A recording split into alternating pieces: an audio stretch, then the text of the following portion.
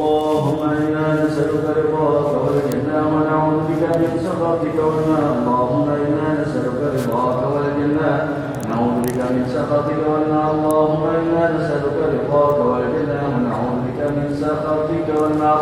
يا عالم السر منا لا تهتك ستر عنا وعافنا واعف عنا كلنا حيث كنا. يا عالم السر منا لا تهتك ستر عنا وعافنا واعف عنا كلنا حيث كنا. يا عالم السر منا لا تهتك ستر عنا وعافنا واعف عنا كلنا حيث كنا. جزا الله عنا سيدنا محمد صلى الله عليه وسلم خيرا. جزا الله عنا سيدنا محمد صلى الله عليه وسلم هو أهله. جزا الله عنا سيدنا محمد صلى الله عليه وسلم خيرا. جزا الله عنا سيدنا محمد صلى الله عليه وسلم هو أهله. جزا الله عنا سيدنا محمد صلى الله عليه وسلم خيرا. جزا الله عنا سيدنا محمد صلى الله عليه وسلم هو أهله. جزا الله عنا سيدنا ونبينا محمد صلى الله عليه وعلى آله وصحبه وسلم أفضل ما جزى نبيا عن أمته. يا الله بها يا الله بها يا الله بحسن الخاتمة. يا الله بها يا الله بها يا الله بحسن الخاتمة. يا الله بها يا الله بها يا الله بحسن الخاتمة والقبول. أعوذ بالله من الشيطان الرجيم. بسم الله الرحمن الرحيم. الحمد لله رب العالمين، والصلاة والسلام على أشرف الأنبياء والمرسلين سيدنا مولانا محمد وعلى آله وصحبه أجمعين. أما بعد، وبسندكم متصل إلى الإمام النووي رحمه الله سبحانه وتعالى ونفعنا به وبعلومه وعلومكم وعلوم سائر الصالحين في الدارين آمين. الحديث 33 dari kitab Hadis Arba'in Imam Nawawi, hadis yang ke-33. An Ibnu Abbas radhiyallahu ta'ala anhuma anna Rasulullah sallallahu alaihi wasallam qala law yu'dha an-nasu bi da'wahum ladda'a rijalun min amwali qaumin wa dima'ahum ولكن البينة على المدعي واليمين على من أنكر. حديث حسن رواه البيهقي وغيره هكذا وبعضه في الصحيحين. Diriwayatkan dari Abdullah bin Abbas, sepupu Nabi kita Muhammad sallallahu alaihi wasallam, yang bergelar dengan Hibrul Ummah, Turjumanul Quran, yang didoakan oleh Nabi kita Muhammad sallallahu alaihi wasallam dengan sebuah doa yang agung, yaitu Allahumma faqihhu fid din wa 'allimhu ta'wil. Ada doa terbaik buat anak yang baru dilahirkan dan anak-anak kita, yaitu Allahumma faqihhu fid din wa 'allimhu ta'wil.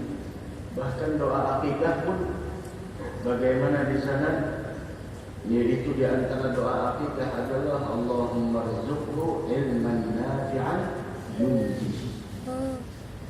Salah satu doa akikah yaitu, ya Allah, anugerahkanlah kepada bayi ini ilmu yang bermanfaat yang bakal menyelamatkan. Karena yang bisa menyelamatkan seseorang baik itu di dunia, lebih-lebih di negeri akhirat, yaitu adalah ilmu yang bermanfaat.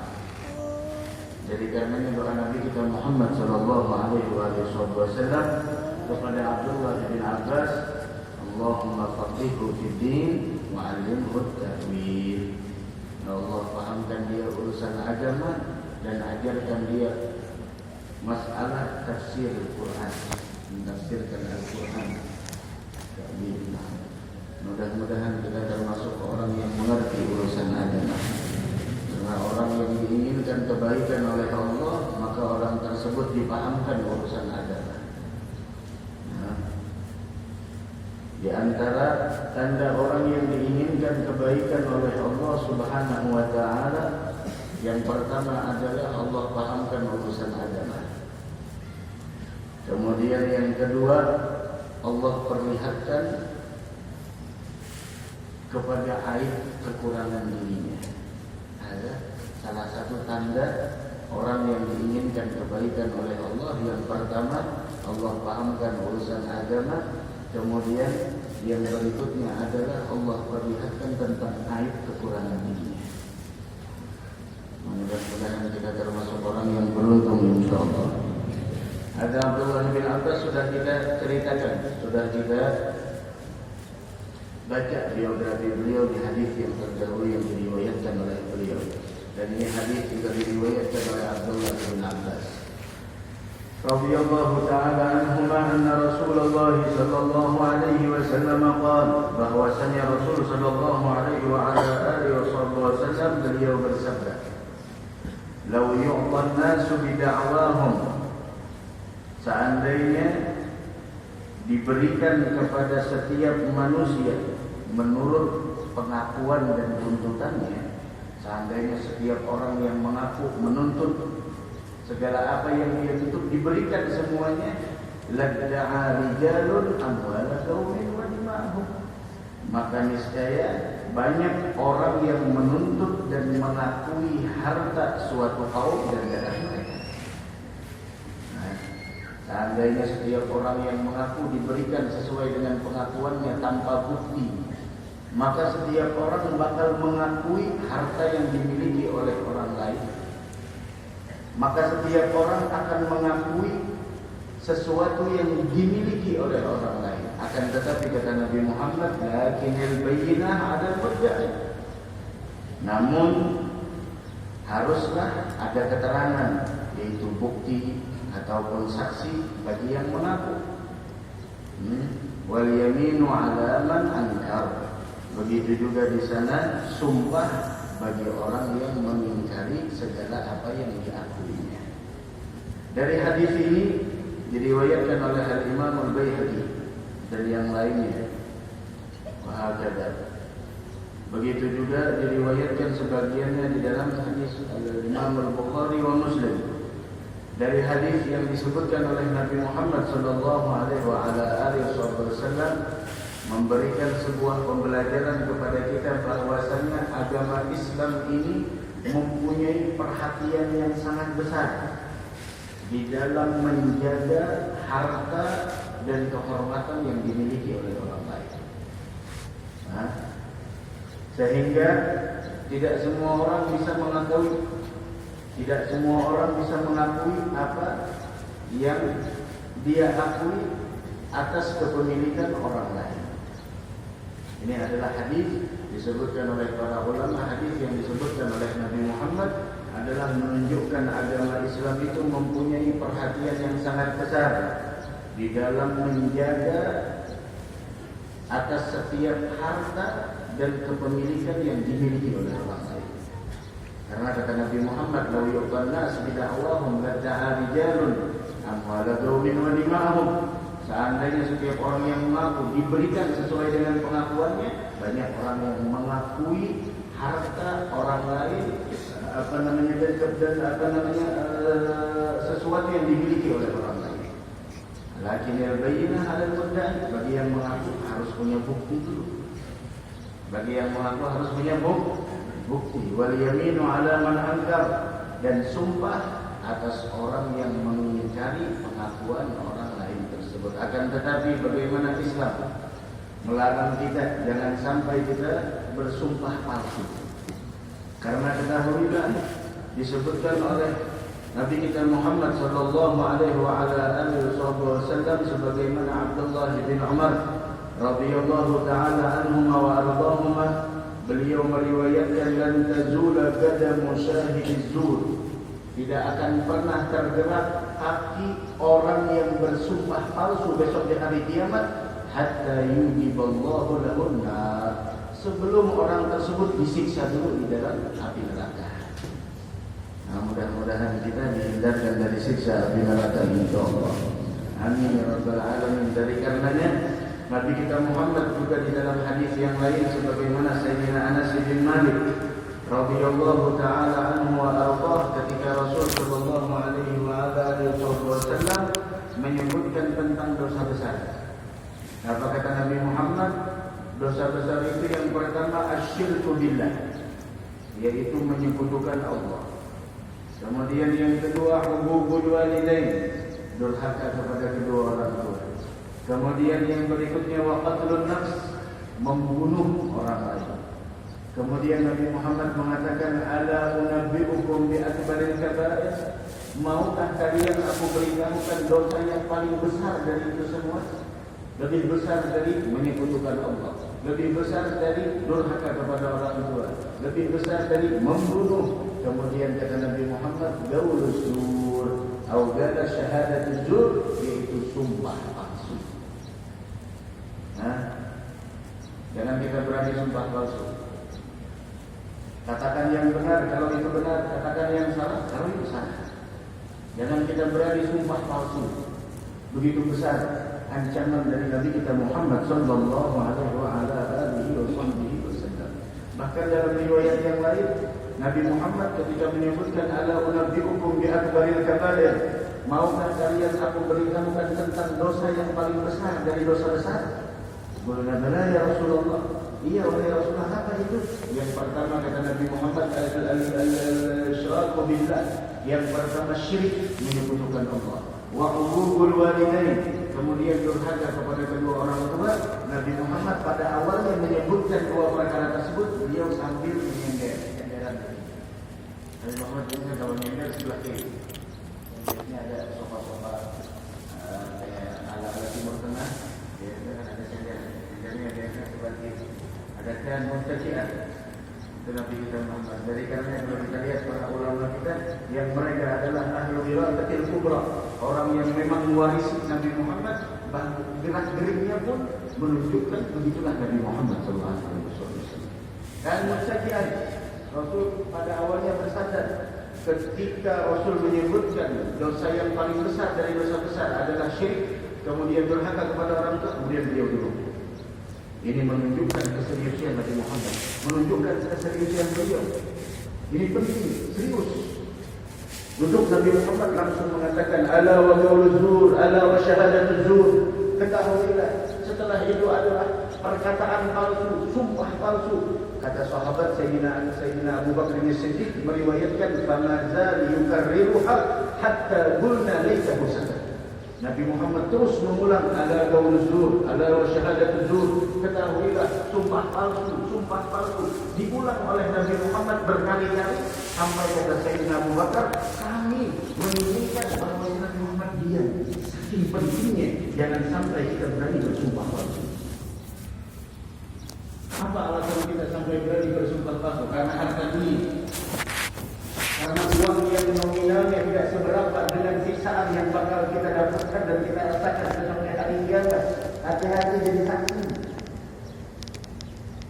Ada sembarangan. Apa lagi saksi palsu dan lain sebagainya. Mudah-mudahan kita diselamatkan oleh Allah Subhanahu wa taala. Amin ya rabbal alamin. Banyak orang di akhir zaman karena dunia mengorbankan akhirat. Orang dahulu mengorbankan dunia demi akhirat.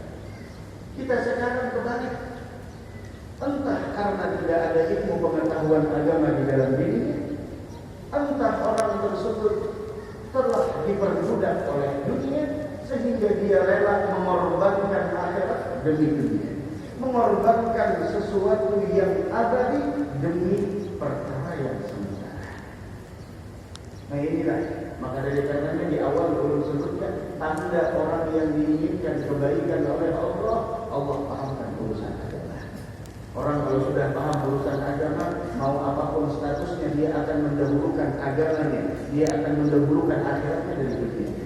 Tapi kalau orang tidak paham urusan agama, tidak mengerti bagaimana urusan beragama, maka orang tersebut akan mengorbankan agamanya demi dunia. Dia akan mengorbankan akhiratnya demi dunia. Mudah-mudahan kita diselamatkan oleh Allah Subhanahu wa taala. Amin ya rabbal alamin. Dari karenanya jangan kita bersumpah palsu. kita bersumpah palsu. Jangan kita mengakui hak orang lain yang bukan hak kita, jangan diakui. Jangan diakui. Maka dari katanya mungkin kita pernah mendengar ceritakan tentang cerita-ceritanya masyhur bagaimana guru mulia Habib Umar ketika beliau punya tanah, ada orang yang datang ke rumah beliau mengakui bahwasanya tanah itu adalah tanah miliknya. Maka anak beliau mengatakan, ini tanah punya kita. Orang mengaku tanahnya tanah miliknya. Sedangkan guru yang Habib Umar punya bukti sertifikat tanah tersebut. Akan tetapi orang itu mengakui bahwa itu tanah miliknya. Habib Umar langsung ke dalam kamar, diperintahkan untuk menunggu di ruang tamu. Beliau masuk ke rumah beliau, kemudian mengambil sertifikat sambil melihat dan minta maaf. Kami terlalu lama menyimpankan sertifikat kepemilikan tanah. Padahal tanah beliau, namanya nama beliau. Ada orang ngaku dikasih. Sampai anaknya heran, putra-putranya heran. Ayah apa bukan itu tanah kita? Beliau mendidik ya lagi. Saya tidak mau besok berjumpa dengan Allah di hari kiamat, sedangkan terdapat di dalam catatan amal saya bahwasanya saya pernah berseteru dengan sesama muslim dalam urusan dunia. Malu saya.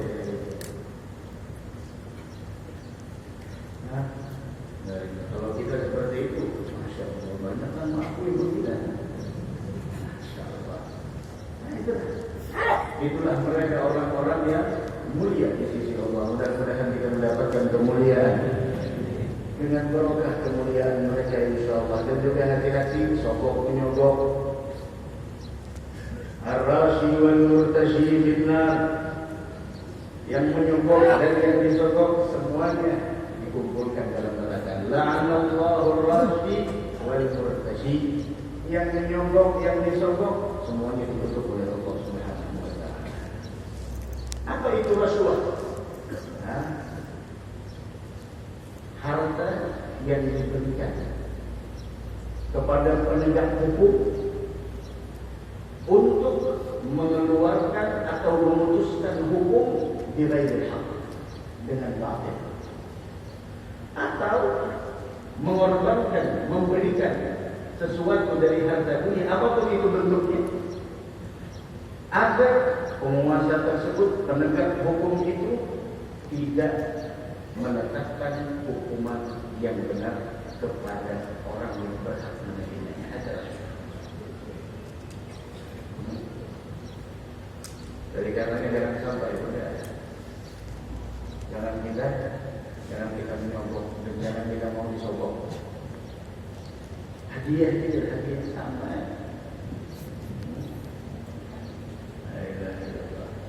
Lakin al-bayyinah 'ala al-mudda'i, akan tetapi bukti itu bagi orang yang mengaku. Dari katanya jangan mudah mengaku. Jangan mudah mengaku. Kalau kita mengaku beriman kepada Allah, apa bukti? Ada diceritakan di zaman dulu bahwasanya Harithah bin Nu'man umurnya 16 tahun. Umur 16 tahun kelas berapa? 16 tahun ya sudah. SMA kelas 1. Ada umur 16 tahun. Ini pembelajaran bagi kita. Harithah bin Nu'man umur 16 tahun pernah berjumpa Nabi Muhammad di suatu jalanan di Madinah. Nabi Muhammad bertanya, "Kaifa asbahta ya Harithah?" Bagaimana keadaanmu pagi ini, wahai Harithah? Apa kata Harithah? Harithah mengatakan, "Asbahtu mu'minan billahi haqqan ya Rasulullah." Saya pagi hari ini dalam keadaan telah mencapai hakikat keimanan ya Rasulullah. Umur berapa tahun? 16 tahun. Sudah berani berbicara di hadapan Nabi Muhammad, "Asbahtu mu'minan billahi haqqan ya Rasulullah." Saya di pagi hari ini telah mencapai hakikat keimanan. Siapa di antara kita yang berani umur 16 tahun berbicara urusan macam-macam ini? Nah, jangan maaf, jangan 16 tahun, umur 20 tahun nama malaikat sudah apa? Jibril, Mikail, Israfil, Ismail, Ishaq, Yaqub pun ada. Ada urusan malaikat yang harus, yang wajib kita kafirkan. Kita kadang tertawa, tapi kita sebenarnya mentertawakan diri kita sendiri. Kita mengaku agama Islam, tapi kita tidak mengerti. Ini yang wajib kita hafalkan, Jibril dengan tugas-tugasnya. Sekarang mana? Tapi kalau sudah urusan media sosial, oh masya Allah, mengetik SMS ada kelihatan lagi hafal. Tangannya itu sudah kayak magnet tuh. Subhanallah. Sambil guling kalau biasanya lagi apa ya? Kayak ini juga. Guling lagi. Kawan bingung guling cuma mau balas sebenarnya. Kita kadang-kadang mengetik melihat ini bisa tipok kadang-kadang. Tapi ini kita pernah tipok umur 16 tahun. Kalau kita umur udah berapa? Seandainya kita disodorkan pertanyaan, kaifa asbahta, bagaimana keadaan engkau? Mampukah kita menjawab asbahna mu'minan billahi haqqa ya Rasulullah? Saya berada pagi hari ini telah mencapai hakikat keimanan. Nabi Muhammad mendengar Harithah yang usianya 16 tahun mengucapkan perkataan tersebut, langsung Nabi Muhammad mengatakan, ya Harithah, inna likulli gaurin misbah. Setiap perkataan itu harus ada buktinya. Harus ada buktinya. Jangan hanya mengaku. Jangan hanya mengaku saya beriman kepada Allah, saya telah sampai ma'rifat kepada Allah, saya telah wasil. Pengakuan itu mudah, siapapun bisa mengatakannya. Akan tetapi kata Nabi Muhammad, wa ma haqiqatul iman. Sekarang saya bertanya, apa bukti engkau telah mencapai hakikat keimanan? Engkau mengatakan engkau yang wasil, sudah sampai kepada Allah. Apa buktinya kau sampai? Apa buktinya engkau telah mengenal kepada Allah, meninggalkan kewajiban, meremehkan syariat? Begitu.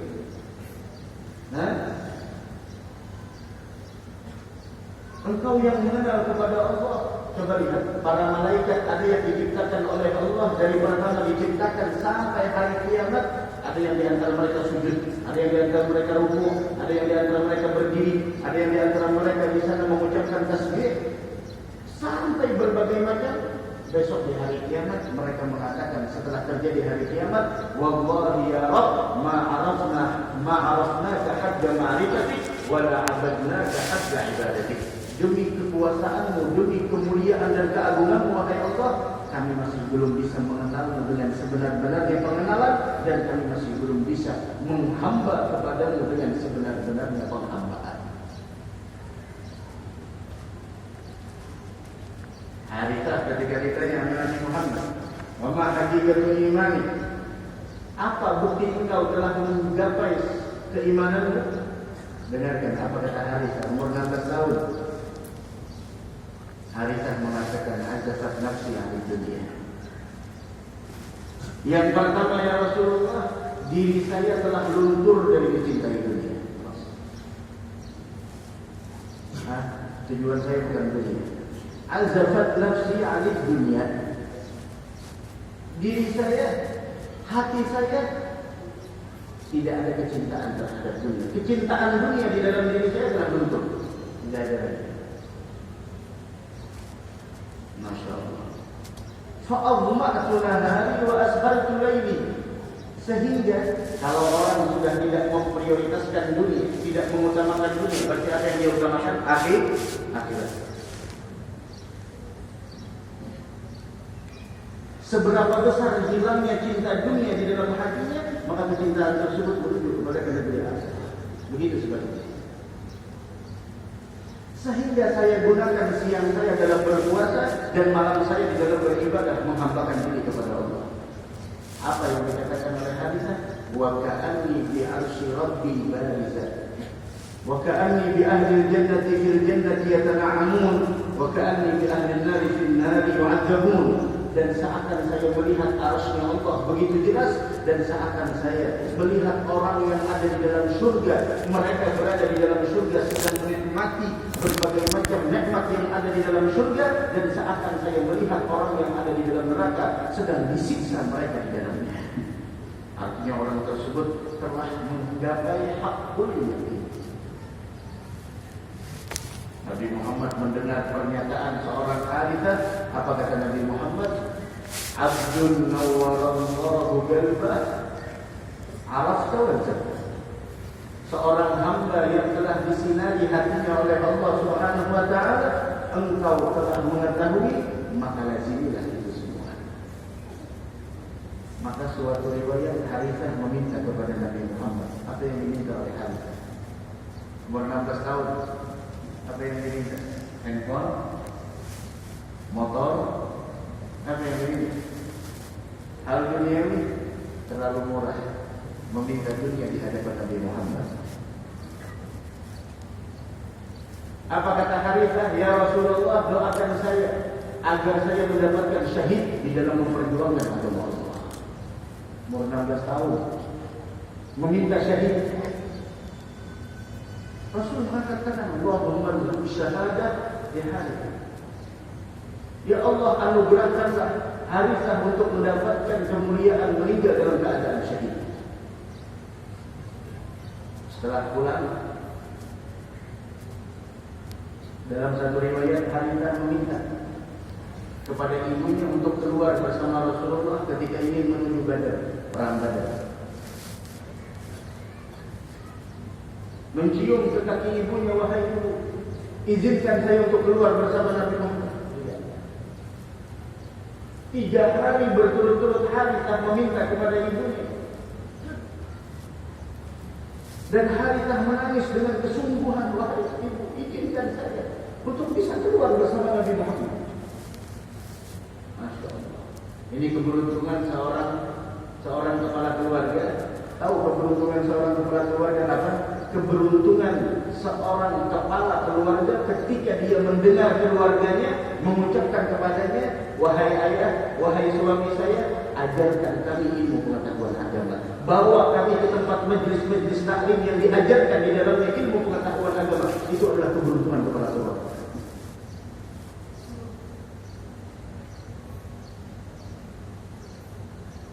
La ilaha illallah. Ibunya melihat kesungguhan anaknya, diizinkan. Dan ibunya mengatakan, Harithah, saya berharap engkau tidak pulang, dan perjumpaan kita besok di dalam surga. Ini didikan luar biasa. Harithah, saya tidak berharap engkau selamat pulang, tapi saya berharap engkau tidak pulang dan besok kita bertemu di dalam surga. Harithah 16 tahun, Masya Allah.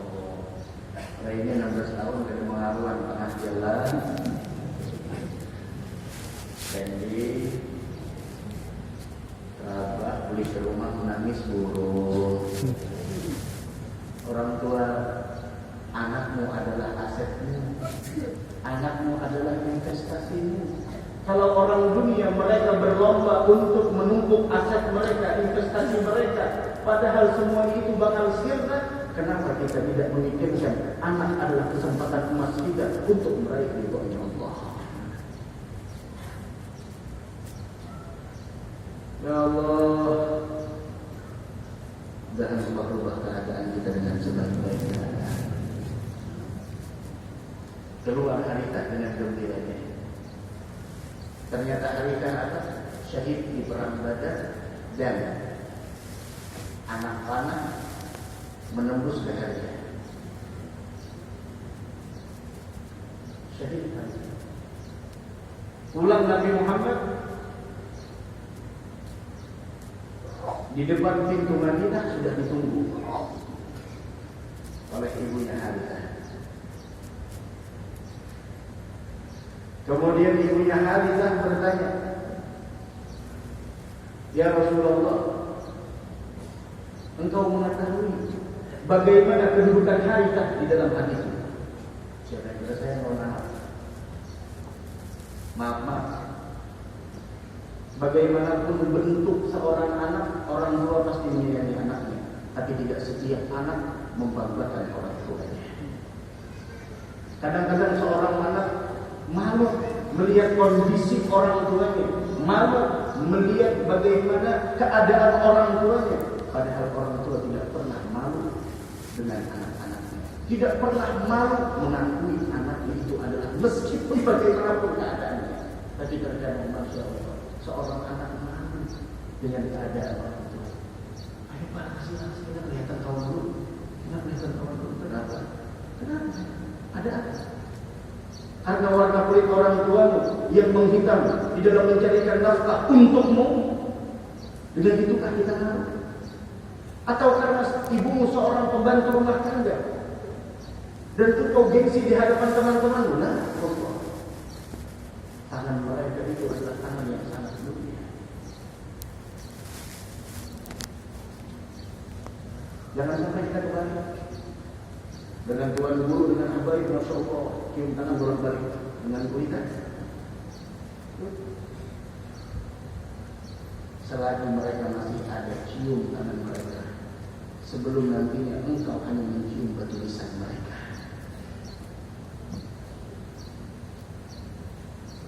Makanya pernah belum sampaikan, yang mahal dari orang tua apa? Yang mahal dari orang tua doanya, ridhonya, dan maafnya. Kalau kita dapatkan 3 perkara tersebut dari mereka, kita selamat. Tapi kalau kita tidak mendapatkan 3 perkara tersebut dari mereka, semewah apapun kehidupan kita, seglamor apapun gaya hidupnya kita, sekaya apapun kita, hidup kita tidak akan pernah berkah dan selamat. Cari ridhonya mereka, yang mahal dari mereka doanya, yang mahal dari mereka adalah maafnya. Orang tua yang masih ada mudah-mudahan panjang umur, sehat afiat.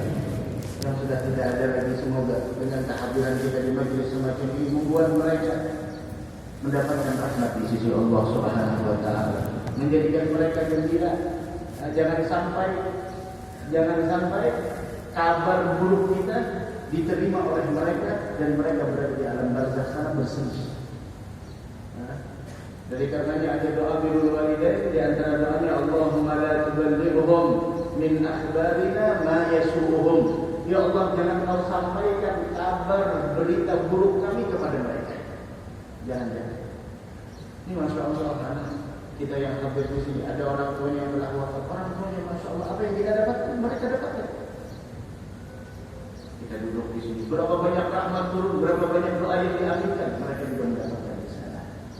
Dari karenanya bahagiakan orang tua yang telah wafat dengan kehadiran kita di majelis-majelis yang mendatangkan rahmat. Apa kata ibunya Harithah? Ya Rasulullah, engkau mengetahui bagaimana keadaan Harithah, bagaimana kedudukan Harithah di dalam hatiku. Kemudian ibunya Harithah mengatakan, di mana kedudukan Harithah? In kana fil jannah, jika dia masuk surga, sabar tu alaih. Saya sabar dengan wafatnya anak saya, dengan meninggalnya anak saya, dan saya tidak akan pernah bersedih lagi. Wa in kana ghayra dzalik, tapi kalau anak saya tidak masuk ke dalam surga, maka engkau akan mengetahui saya akan habiskan sisa umur saya di dalam menangisi kepergian anak saya. Kenapa? Karena saya telah rugi, karena belum beruntung di dalam mendidiknya, dan Harithah telah mendapatkan kebinasaan, kerugian, tidak ada faedahnya. Dia hidup di dunia, kenapa tidak mendapatkan surga dari Allah? Pandangan ibunya Harithah. Sekarang seorang ibu, kesuksesan anak itu di mana? Kenapa kita tidak bangga melihat anak kita rajin sholat 5 waktu, sholat duhanya tidak pernah ketinggalan, ngajinya tiap malam, teman-temannya teman yang baik, rawatibnya tidak pernah ketinggalan. Kenapa kita tidak bangga dengan itu? Kenapa kita tidak bersyukur dengan punya anak yang semacam itu? Tapi kita bangga, anak kita pintar ini, pintar itu. Tidak ada kaitannya dengan agama. Apa kata Nabi Muhammad? Nabi Muhammad mengatakan, Ahabilti ya Ummah Harithah, apakah engkau tidak tahu wahai Ummah Harithah? Innaha jinan katsirah, sesungguhnya surga itu banyak. Wa inna ibnaki asaba firdaus al-a'la, dan anakmu Harithah mendapatkan surga firdaus yang tertinggi.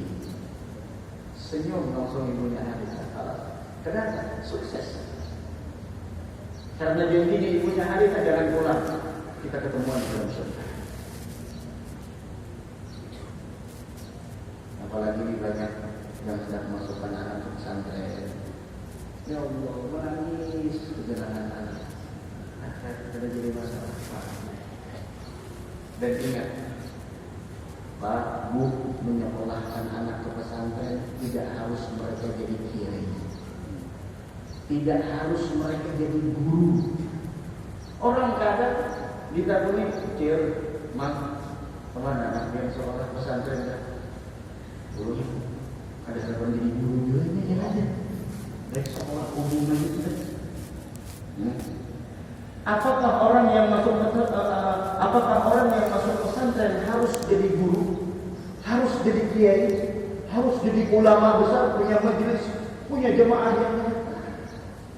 Tujuan kita menyekolahkan anak ke pesantren biar mereka paham urusan agama. Setelah mereka paham urusan agama, ke depannya mereka apapun profesinya, kalau mereka mengerti urusan agama, mereka akan memprioritaskan agama daripada dunianya. Setidaknya kalau anak kita sekolah pesantren, Masya Allah, tahu rukun sunnah yang kayak apa, tahu sunnah yang berjamaah kayak apa, bisa ada, tahu kayak apa rukun khutbah, tahu kayak apa di sana cara bertahlil, tahu ini, tahu itu, urusan agama setidaknya untuk dirinya dan keluarganya tahu. Tapi kalau kita sekolah yang mana di sekolahan tersebut minim pelajaran agamanya, mau jadi apa? Apakah dijamin anak kita nantinya bakal mempunyai profesi yang besar nantinya besok ketika di masa tua? Kalau tidak, agamanya tidak dia dapatkan, dunianya tidak dia dapatkan. Jadi apa kita? Lihat cerita Sayyidina Sulaiman ketika disuruh memilih dengan 3 pilihan, ilmu, kekuasaan, dan harta. Apa yang beliau pilih? Bisa saja seandainya memilih harta. Kenapa? Karena setiap sesuatu bisa dibeli dengan harta. Apa aja bisa dibeli dengan harta. Kekuasaan dan lain sebagainya bisa dibeli dengan harta. Apakah beliau tidak memilih kekuasaan? Tidak. Tapi beliau memilih ilmu pengetahuan agama. Ketika beliau memilih ilmu pengetahuan agama, harta beliau dapatkan, kekuasaan beliau diberikan. Berpikir kita nyolah anak. Sian anak tidak mengaji tidak bisa. Anak jadi apa? Kiranya bodoh.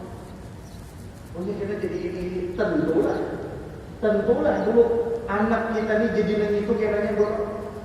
Mungkin kita jadi bos, tentulah jadi bos. Pas jadi bos geng motor, bahagia. Ayo, jadi bos geng motor waktu itu bukan kendaraan ada bisa, cuma jadi bos. Tentulah jadi bos. Sudah agamanya ingin ada dapat, kemudian pulang ilmunya ingin ada menguasai itu. Harapan kita ada dapat apa? Ya. Tapi kalau sudah urusan pesantren, maaf, biar kayak apa aja orang mau pernah sekolah pesantren, suruh kamu baca doa selamat bisa. Masalah bubuk itu urusan nomor terakhir. Membaca nanti ini, Allahumma inna nas'aluka salamatan. Masalah bubuk itu ada jadi masalah, tapi bisa. Pas imam ada imam rawatib Syarif Parut. Nang hadir kadang-kadang bisa jadi imam, bilang yang imam mana yang pernah sekolah pesantren, dia jadi imam. Iya. Nang ada orang pernah sekolah pesantren, sekali lagi perlu diingatkan, menyekolahkan anak ke pesantren itu ada harus jadi guru. Menyekolahkan anak ke pesantren ada harus jadi kiai. Menyekolahkan anak ke pesantren ada harus jadi ulama. Tapi tujuan kita menyekolahkan ke pesantren agar dia mempunyai bekal ilmu pengetahuan agama. Allah meletakkan kebahagiaan dunia wal akhirah di dalam ilmu pengetahuan agama yang diamalkan.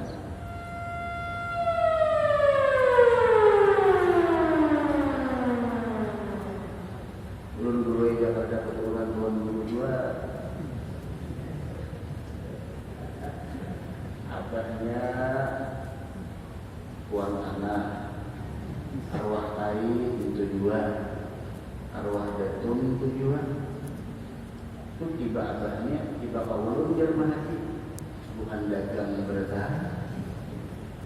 Mungkinlah anak ulun jadi kuat dulu. Pak Bu, ilmu itu bukan faktor keturunan. Ilmu itu adalah faktor kemauan dan kesungguhan. Innamal ilmu bitta'allum. Bukan faktor keturunan. Dan meskipun pian tuan tanah, kemudian pulang arah rumah, pulang di sana berdagang di luar, ada jadi masalah. Menjadi indah seandainya pedagang mempunyai ilmu pengetahuan agama. Tidak menjadi jelek kalau orang maklar tanah tapi paham urusan agama. Ya? Apapun profesinya, mau inya di sana maaf, mau inya di sana jasa dan lain sebagainya, tapi inya paham urusan agama. Ketika agama menjadi prioritas, maka orang tersebut akan diberikan keberkahan di dalam hidupnya. Apa itu? Ini kadang melihat anak sekolah pesantren pas lulus, kadang jadi nama-nama kawannya jadi ini, kawannya jadi ini. Nah, gagal-gagalnya sekolah pesantren ada gagal. Dia salah nembak gagal. Ada gagal. Dia tahu lagi dia pernah mengikuti kitab gonol kitab pada awak mah. Dia paham lah ini mengikuti kitab itu berkahnya pasti ada. Nah, Bismillahirrahmanirrahim. Maula Rasulullah sallallahu alaihi wasallam. Maulah tanda berkahnya. Ini mengikuti tahu kayak apa andalannya. Tapi maaf kalau yang buku selain daripada kitab di mana andalannya? Buku itu mana nanti? Buku kita nanti SD semalam mana? Oh.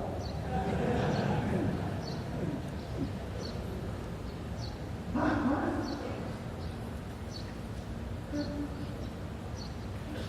Biar ngarang pernah seorang pondok bersusun kitab dalam kamar. Awan melihat ayah awan. Guru kayak nyari-nyari tahu ya. Iya aja. Dia begitu. Jangan bahas meninggal hanya muka yang anaknya lah.